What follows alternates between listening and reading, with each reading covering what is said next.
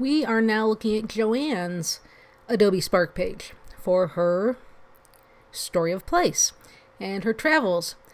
Roads Less Traveled, Utah's Scenic Byways. Great title. I love how the words are captured within this railing, and I love how the railing just pulls us into the frame and swoops us around. You get a real sense of drama here. I would add your name to this start page. Okay, so let's go. And I scroll down, and a little page pops in with some captions to tell us who these people are, what's going on. So being specific in these captions with dates and times is really nice to see. Even telling us a little bit about this one, that it was taken with the iPhone and edited in Lightroom Mobile. We scroll down further and we get this image, very powerful, and then up pops the information. Crossroads at Highway 89 and Highway 6 showing decorated markers for 3 fatalities, a grim reminder of the fragility of life. July 6, 2018, 10:30 a.m. And then on to tell us more. This water pump can be found right on Main Street and can be used by anyone.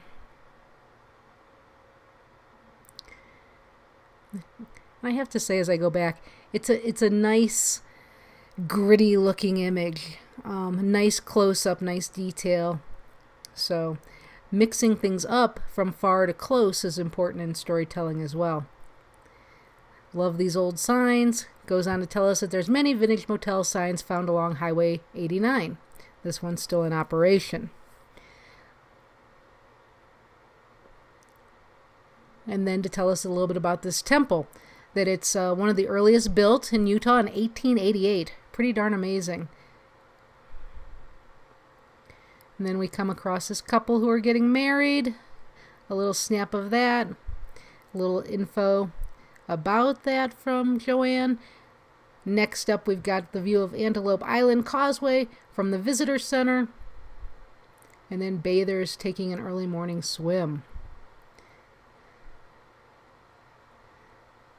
I love the variety of images that we're seeing here. From the wedding to these little barn swallows, to the churches, to the scenics. So everything she's experiencing, she's sharing in this Spark page. A miniature church provides sanctuary for some of the smallest residents. Always a fan of spiders. Not. But I did enjoy Charlotte's Web. So this is really very interesting. Little piece of information. The spider was the protagonist in beloved classic children's book, Charlotte's Web. Each August, the park holds a spider fest in the honor of these iconic arachnoids at Antelope Island State Park. I like this transition. It's a little different than some of the others. Into giving us some info about the bison. Started with 12 bison in 1893, and now there are 500. And then Joanne goes on to tell us that there's no natural predator, so they're sold and hunted annually to control the herd. A little artifact collecting from my working ranch. Another water pump. So the story of the Fielding Gar Ranch, we're learning through about that in these pictures that we're looking at right now. 7:50 p.m. The day of exploration on Antelope Island has ended. A spectacular sunset wishes all present a good night over the Great Salt Lake. Thank you for watching. Hope you enjoyed July 7th, 2018. Guess what? I did enjoy it. Nice variety of images. Joanne has the opportunity to travel quite a bit, and I always love seeing where she goes. Nancy has added 2 more images to her WOW folder. Well, this is a WOW event, but unfortunately the photograph is not a WOW photograph. So maybe if you were out there with a tripod and you could capture a little bit longer exposure. This is kind of broken down, and the quality just really isn't all that great here, unfortunately. You can see a lot of pixelation in here, and nothing is really crisp. What did you shoot this with, Nancy? I like what you're looking at. but let's pop the wow in the photo side of things as well. Now this is definitely a wow. It must have been a very, very dramatic night. I love the drama of the lights reflecting on the road. Obviously something has happened. There's a fire truck, but we don't know what's happening. They're directing people away from going down that street. But once again, the quality. So it tells a story. It makes us wonder. I want to know more, and I want to see an image that's a little bit crisper. Now let's just close out of here. So this is kind of what we had before. We had the fireworks, we've got the church, and I think this would be the third in the addition of the wow. This would be the third keeper. More so than this one, just because everything gets lost in the middle of the tree. So think about image quality. We are looking at Nancy's cuisine shots. So I just wanted to pop over here into the email so we could look at a few of the captions. So, cuisine, AYCE buffet, Palms Casino Resort. The brunch on Sunday allows us to choose breakfast along with lunch. The breakfast was good eats. I like that good eats. I think that was a really nice touch to the end of that. The Eureka restaurant in Mesquite has good food. The burger there was pretty and tasted good. So I think you want to add Mesquite, Nevada, because those of us in Nevada know Mesquite, but if we're visiting from elsewhere, we might not know that Mesquite is in Nevada. And the funny thing is, when I looked at this burger, I thought, wow, that looks like a really good burger for Burger King, because the next shot was Burger King. And then we get down here, not quite the same quality. A Whopper meal at McCarran Airport. I also got Hershey pie. Was tasty. Buffet at the Palms Casino. The lunch selections in the brunch. Okay, so once again, Palms Casino, Las Vegas, Nevada. Give us a little bit more info about that place. And let's hop over and look at the images now, because I actually really love this image. I put them into Photoshop so that we could see them with a little bit better clarity. So this is working. I like the hand in there holding that bacon. It's looking pretty good start to this series of images here. This one looks very yummy. Nice juicy burger, really showing it off, focusing our eye in on what we want to be looking at. The Burger King shot doesn't have the same drama that those others had. This one has like a blue cast to it. It's really not inviting at all. So I might work the processing side of this and warm it up a little bit, add a little bit of clarity to it, and make us want to enjoy this.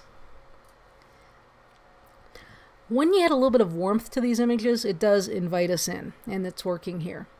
I would maybe crop it square to get rid of some of this background that we don't really need. Let's see what it looks like if we do a square crop. Right about there. Yeah, I'm thinking from this to this, it's looking a little better. So just pull our eye in a little bit more with this one.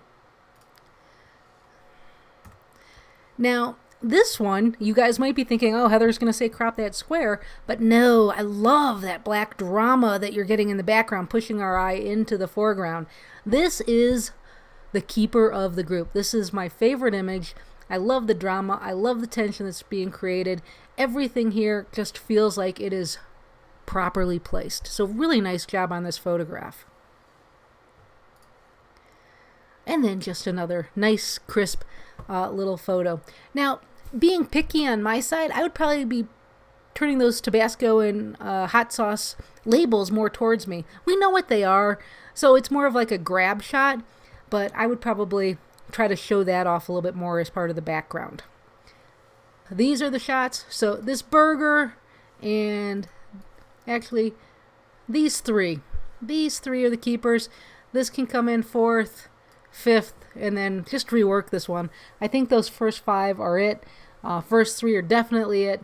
This one, I like it. It just needs to be reprocessed. Okay, good job on this one, Nancy.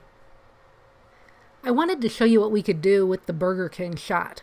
So this is just in ACR. So I opened that JPEG up and I did a little tweaking. I adjusted basically everything in here. So we started here and we ended here. So cold and blue, warm and yummy. Warm and yummy. One thing I would do, I'd go into Photoshop next and I'd lighten this up, add a little bit of contrast, and make it look even yummier. Okay, so I just created a curve. I'm popping up the inside of that sandwich. I'm using the targeted adjustment tool. Now, it overdid the whole photo, right? Not a big deal. We're going to hit Command-I on the keyboard to invert it. We're going to grab our brush, and we're going to paint with white. And right now I'm at 40% opacity. Let's see how that works. Oh, that's looking much better through there, isn't it? Okay, and a matter of fact, I'm going to make this brush a little bigger and hit those French fries as well. And Mr. Burger King cup here. And if I overdo, I'm going to hit X on my keyboard to take it to black, pull a little bit of that off of there, a little bit off of there, a little bit off of there. So a little bit more tweaking. We're making this thing look even yummier. I'm going to come back down here and hit this a little bit more. So we're taking this all the way to the maximum. Let's see, do I want to do the bun? Not so much. I'll make the brush a little bit bigger. I'm going to hit X on my keyboard. I'm going to hit a 2 to get 20%, and I'll just pull some of that off of there. Okay, Nancy, that's what you can do with this image. We are now looking at Valerie's work. So this is the blue hour, golden light, golden hour part of the project. This is a spectacular photograph. I'm in mail right now so we can look at a few of her captions. My husband and I woke up around 3 a.m. to hit the Lone Mountain Summit at Blue Hour. We had never been there before and were unsure of where to park. We downloaded the All Trails app and found our starting point. Since we lost some time, we had to hustle to the top. It was a good workout. I bet it was. The next shot, we're going to look at these a little more closely, so I just wanted to look at a few of the captions. I left work around 7 p.m. and rushed to Red Rock Canyon to capture Blue Hour. I thought the contrast between the red and blue with the twinkling lights of the city would be pretty. It was crazy windy, so the light blue is a little hazy and muddled. I had hoped for a deeper blue. Oh well, better luck next time. Well, that's the truth. Not every time you go out to shoot these golden hour, blue hour shots are you going to get what you're hoping to get. Sometimes you have to go back a few times. So that's important to know, and Valerie knows that. This one, I was thinking ducks. Some of you guys know me. I'm not a big fan of duck shots. And this is supposed to be golden hour, and I really don't get much of the golden in this image.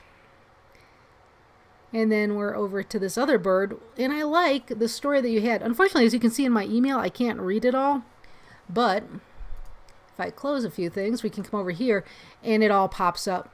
So very informative about the bird, the black-crowed night heron.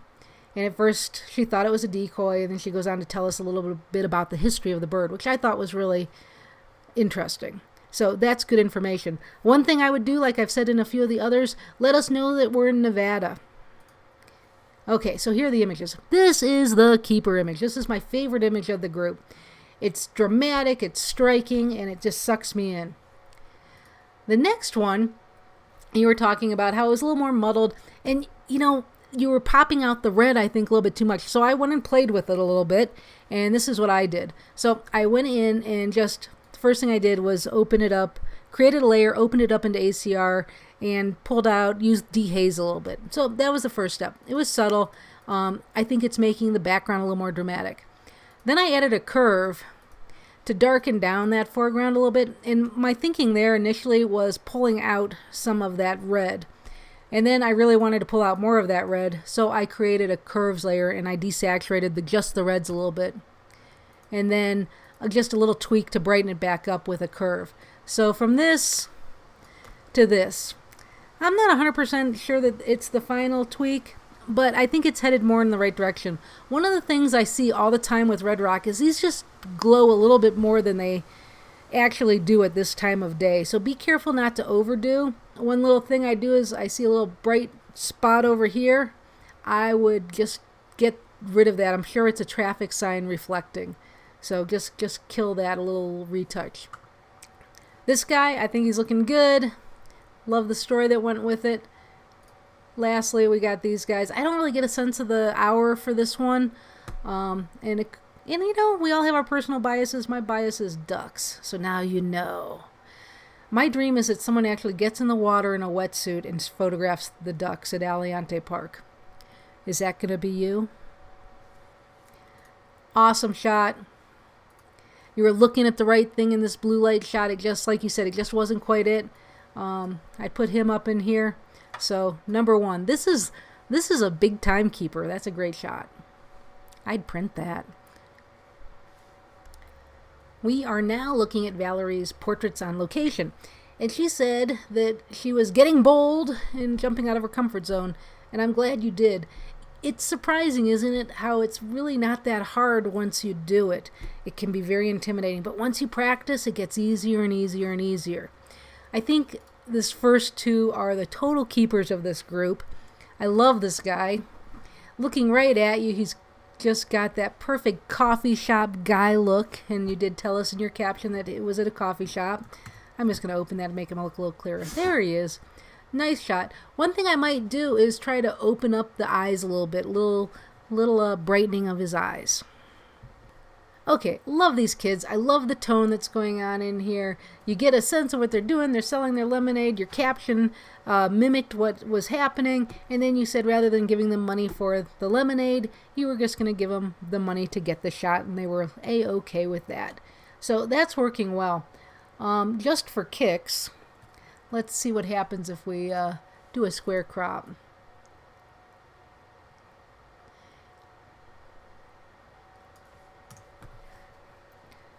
Yeah, a little nicer. It's creating more tension. We didn't need all of what was going over on the other side, on the left-hand side of the frame. I cropped out, hold on, let's do this, Command Z. I cropped out the word natural history, but there's enough of it here you're going to know, you're going to follow through and say natural history. So I don't think that's a problem here. It's more about the guys, and it gives you a sense, you know that you're in New York, or a big city of some sort. So I think that's going to be a little stronger choice for you. And get out of there. You said you were playing with some Nick color effects here. I think that's a great thing to play with. If you guys haven't gone there and picked it up, it's like $50 now.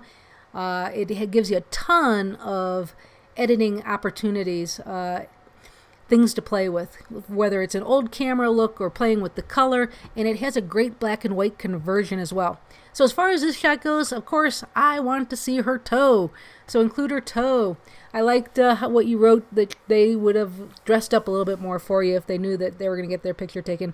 And one of the things that happens when you're photographing strangers is they always want to know what it's for, so be truthful, and most of the people are going to say yes, and that's what happened here. So they were saying, what are you using this for? So, very well done. So, nice and engaging. They've got a great spirit here. The little girl, you know, the skin tone seems a little off to me. I would probably work that skin tone a little bit. You say that she's looking off at her dad, who you asked for permission, and she's just getting the approval. And unfortunately, the second shot was a little bit out of focus. Darn it, that happens sometimes. But it's a great look with her having an interaction with him. One of the things, once again, I would probably try to pop the eyes open a little bit more, give her a little bit more depth. And I'm sure these are raw files, and you should have no trouble doing that with a raw file. So, let's go back. These 2 are the total keepers in the group. This is 3rd runner-up and then the 4th runner-up. But I love these guys. I love this man. I think those are strong shots. So keep it up. Keep approaching strangers with your camera.